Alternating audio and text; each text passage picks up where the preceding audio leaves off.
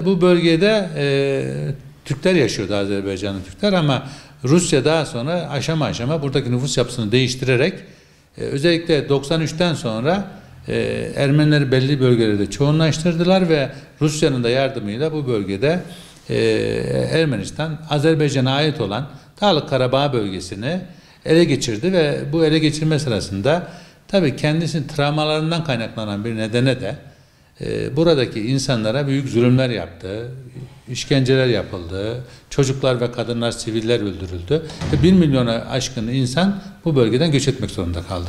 28 yıldır bunun çözümüne yönelik uluslararası çalışmalar yapıldı. 93 yılında Birleşmiş Milletler'in 4 tane kararı vardı. Ermenistan'a yönelik açık olarak işgal ettiğin toprakları terk et, çekil oradan diyordu. Bugün o gerçekleşti.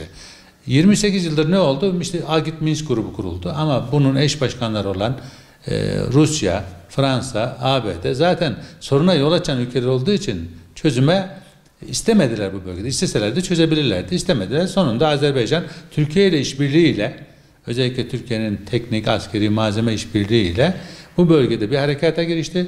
Azerbaycan ordusu gerçekten de hem eğitimliydi, çok başarılı bir harekatla önce kuzeyden sonra güneyden ilerleyerek kıskaç altına aldı. Bilindiğiniz üzere de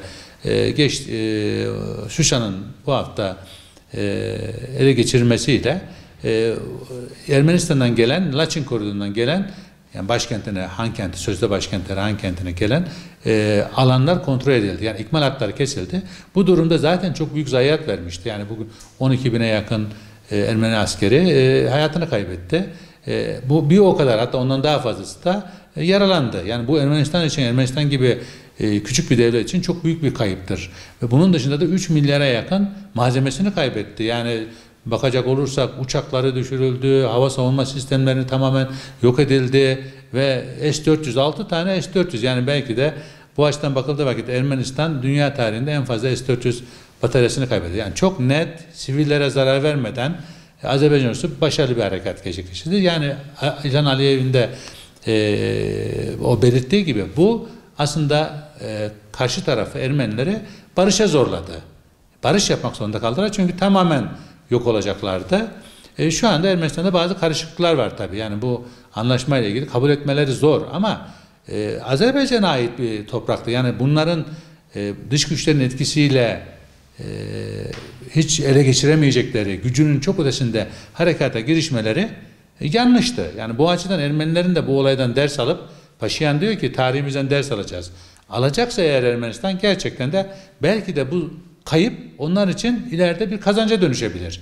Yani komşularıyla barış içinde yaşarsa, Azerbaycan'la Türkiye'yle barış içinde yaşamayı eğer kabul ederse, dışarıdan etki kalkarsa Ermenistan halkı üzerine, gerçekten bu barış ortamından Ermeniler de istifade eder ve bölgelerinde daha ekonomik refah şartları iyi bir şekilde yaşama şansı elde ederler. Azerbaycan açısından büyük bir kazanç. Yani isteklerini elde etmiş oldu. Ermenistan'a, yani savaşın birinci amacı karşı tarafın savaşma azim ve iradesini kırmaktır. Bu kırılmıştır. Yani etkisiz hale getirilmiştir. Ermenistan daha uzun süre zaten bu kayıpları karşılaması mümkün değildir.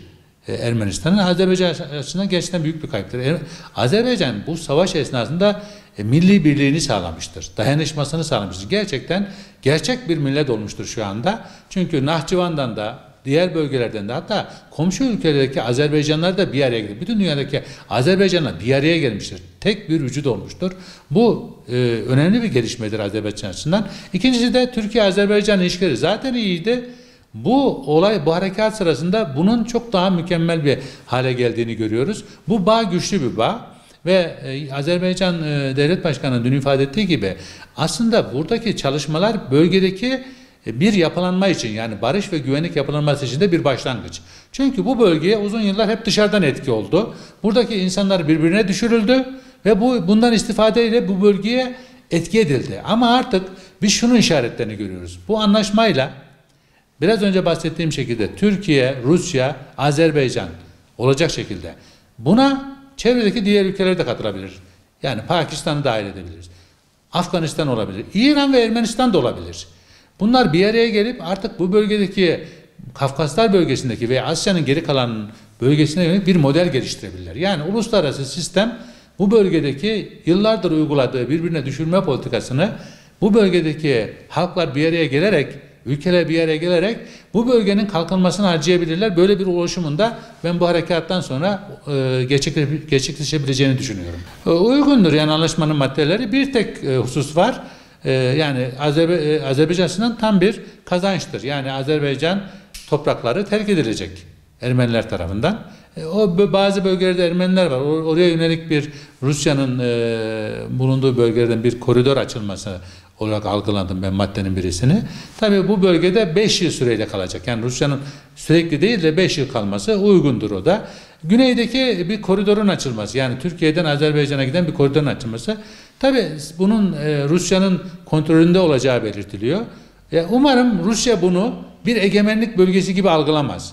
Eğer öyle bir şey algılarsa bu ileride çok olumsuz sonuçlar doğurur. Ama eğer Rusya bunu gerçekten bölgenin kalkınması için bir fırsat gibi görürse ve egemenlik bölgesi olarak algılamazsa gerçekten de karadan Türkiye ile Azerbaycan Nahçıvan üzerinden ve Ermenistan toprakları Zengezur koridoru üzerinden bağlanmış olacak.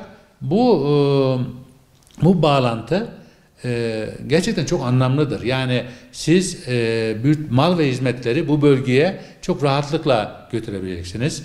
Daha ucuza götüreceksiniz. Yani fiyatta daha düşük fiyatlarla götürebileceksiniz. Ve işte 10 milyonluk bir Azeri nüfusunun arabasına atlayıp karadan herhangi bir şekilde Türkiye'ye gelmesi, yani Türkiye'deki Iğdır, Kars, Ağrı ve hatta Erzurum'a kadar bölgede bir hareketliliğin, bir ticaretin canlanacağını, buna İran'ın da dahil olabileceğini bu bölgede. İran da dahil olabileceğini. Hatta eğer barış ortamı gerçekten sağlanırsa belki Ermenistan da bundan çok yararlanacaktır. Yani daha ucuza, daha uygun şartlarda böyle bir alışverişin, ticaretin başlaması, işbirliğinin başlanması bölgedeki refahın artmasına da hizmet edecektir. Ya tamamen bir ihtiyat payı bırakmak gerekir. Yani tamamen Ermenistan'ın işte kabul edip, çünkü Ermenistan dışarıdan yönetilen bir devlet. Yani bir türlü Ermeniler kendi iradelerini kendileri kontrol altına alamıyorlar. Hep başkalarının çıkarları için bir faaliyet yapıyorlar. Umarım Ermeni aydınları bu olayları değerlendirir. O Paşinyan'ın sözünde diyor ya, tarihi olaylardan ders alacağız geç. İnşallah alırlar. Eğer alırlarsa, bunu yapabilirlerse, bu dönüşümü gerçekleştirebilirlerse bu kendilerinin faydasına olacak. Eğer burada huzursuzluk yaratmaya devam edeceklerse, ki kontrolsüz gruplar var diyoruz. Yani tam burada anlaşma imzalanmış, bir Bakü'ye bir füze gönderiyor, balistik füze. Bu olacak bir şey mi? Yani bu bölgede barışı sabote etmek isteyenler, gerçekten Ermenistan'ı da zor duruma düşürmek isteyen bazı gruplar, çıkar grupları olabilir. Bunların bazı provokatif eylemleri olabilir ama genel itibariyle ben Ermenistan'ın orta ve uzun vadede bu olayların bir değerlendirmesini yapıp çevresiyle, çevresindeki komşu ülkeler, özellikle Türkiye ve Azerbaycan'la iyi ilişkiler geliştirmesi durumunda sadece Azerbaycan, Türkiye'nin değil, kendisinin de bundan istifade edebileceğini düşünüyorum. Şüphesiz tarihi başarıdır. Yani büyük oranda Azerbaycan, hatta Türkiye için de bir başarıdır. Bu başarının, dediğim gibi, eğer provoke edilmezse veya bazı ülkeler, Rusya'nın da rolü burada çok önemlidir. İran'ı da mesela katıyorum ben. İran gerçekten bu harekat sırasında çok fazla Azerbaycan yanında yer almamıştır net olarak. İran'ın da artık bu politikalarını değiştirmesi gerektiğini düşünüyorum. Çünkü gerçekten İran'da da Azerbaycan'la çok yakın ilişkileri olan, kültürel ilişkisi olan 30 milyonu aşkın insan yaşamaktadır. Yani buna karşı, bu iradeye karşı İran hareket edemez. İran'ın da bu oluşum içerisinde yer alması, bu bölgedeki kültürel işbirliğine, ekonomik işbirliğine katkıda bulunması gerektiğini düşünüyorum.